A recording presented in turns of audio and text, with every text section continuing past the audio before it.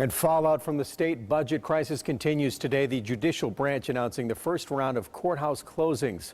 4 courts set to be shutting their doors in the state. They are in Willimantic, Torrington, Danbury, and Stamford. News 8's Tina Detel explains how their workload will now be transferred to other courts. This first round of court closings will affect 3 juvenile courts and this courthouse right here. Willimantic police tell us back in the 90s, all the criminal cases came to this courthouse on Valley Street, but not anymore. These days, it's mostly family matters and civil cases. This is a very busy little courthouse. We have hearings all the time.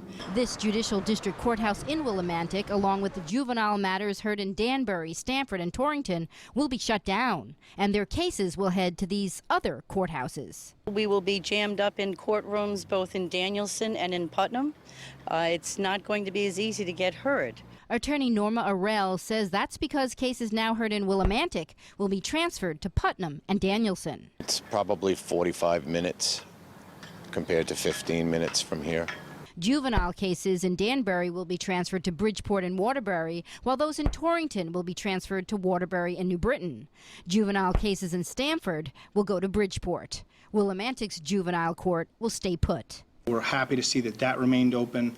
We do quite a business at the juvenile court. The state's chief court administrator says these closings are not driven by savings, but rather are required due to a loss in staff following a hiring freeze and layoffs already announced. But he also says the judicial branch's fiscal year 2017 budget is $77 million less than what was originally appropriated. More court workers now facing an uncertain future.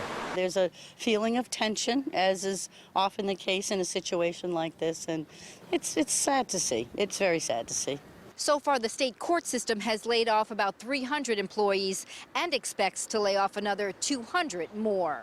In the Willimantic section of Windham, Tina Detel, News 8.